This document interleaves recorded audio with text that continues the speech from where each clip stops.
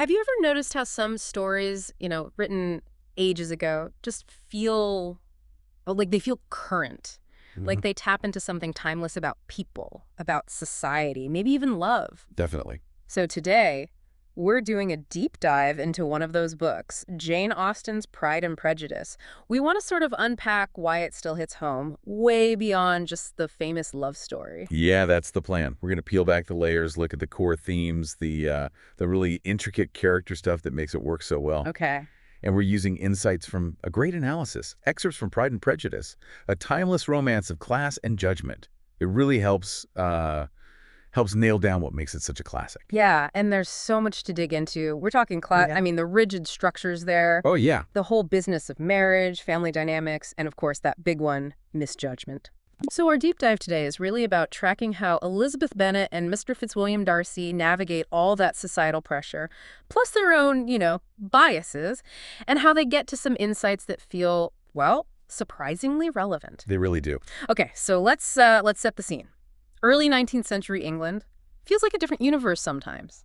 It does, but the pressures, Mm. maybe not so different. Mm. For families like the Bennets, I mean, that social context was just critical. It wasn't just background noise. Right. The analysis points out this intense pressure to secure financially advantageous marriages. Why? Yeah. Because they lacked inheritance options. Especially the daughters. Exactly. It wasn't just about finding, a nice husband. It was often about financial survival. Think about the entailment on Longbourn. Ah, yes, the estate. The family home, yeah. Locked away from the daughters. Hmm. So marriage wasn't just like a life choice. It was often the only path to security, to status. That pressure shapes almost everything in the book. And right in the middle of this, we get Elizabeth Bennet, our protagonist. She's described as, intelligent and spirited. That's her. Sharp, independent. And the second of five sisters. What does that position kind of tell us straight away? Well, it tells us she's smart enough to see the family's slightly precarious situation. Right.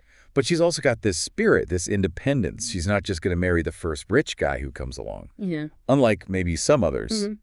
And then, bam, into this world walks Mr. Fitzwilliam Darcy.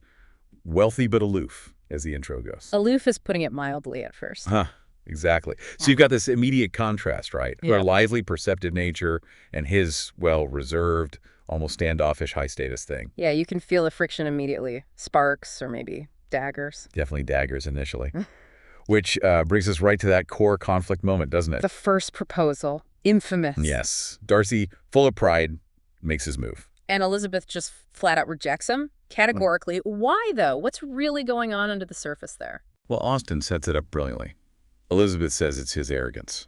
Which, okay, is fair. It is fair. And she also points to his meddling, separating Jane and Bingley. Right. But those reasons are also tangled up with her own prejudice, her pride in her own judgment, her ability to read people. Okay. She's so sure of her first impression of him. She sort of wants to dislike him, maybe. And his actions just seem to confirm what she already believes, even though it's a flawed picture. But that's the genius, isn't it? It doesn't just stay there. The story hinges on this turning point where truths unfold for Elizabeth. What does that actually look like? How is Darcy's true character revealed? It's not instant. It's gradual. It happens through acts of kindness and humility, Yeah. things that directly contradict her first take on him. Like what specifically? Well, the big one is him stepping in to sort out the mess with Lydia and Wickham. Right. Saving the family from total disgrace. Exactly. Yeah. And he does it quietly, not looking for credit. So as Elizabeth learns about these things, these layers get peeled back. And she has this profound moment of realizing, Oops. realizing her judgments were clouded by pride and prejudice. Mm-hmm. It's not just that she misunderstood him. It's that her own stuff, her pride, her prejudice, stopped her from seeing clearly. And crucially, it's not just Elizabeth having revelations, is it? Darcy's got his own journey. Oh, absolutely essential. Well, It's a two-way street. Yes. Darcy has to overcome his own pride, his class bias. His snobbery, basically. Pretty much his initial arrogance. It comes from his status, his wealth. He genuinely looked down on people like the Bennets. Mm-hmm. So his journey is about shedding that condescension, learning some humility, and seeing value beyond just social rank. It really shows that growth has to be reciprocal. Yeah. They both have to confront their own biggest flaws, those ingrained ideas, to actually see each other properly. That emotional, moral development on both sides, that's what makes the ending feel so earned. so satisfying. And kind of radical for the time, maybe? Yeah, definitely. So it's this dual journey, their growth individually and together, that gets them to not just marriage, but mutual respect, understanding, and a heartfelt union. It feels right. It really does. And that's why Pride and Prejudice endures, why Yeah. it's a timeless classic. Yeah. The analysis mentions its sharp social commentary, brilliant dialogue. The dialogue is amazing. Isn't it? And that unforgettable romance. But their final union, it isn't just a neat, happy ending. It's like a statement. A marriage built on something solid, hard-won understanding, not just money or initial attraction. Something Austen seems to really value. Exactly. And that feels incredibly modern, that idea of a real partnership. So wrapping things up, I think the core takeaway here is Pride and Prejudice. Much more than just a romance. It's this deep exploration of, growing as a person, challenging your first impressions, and dealing with all those societal forces that shape us. Yeah, exactly. Elizabeth and Darcy overcoming their own pride and prejudice.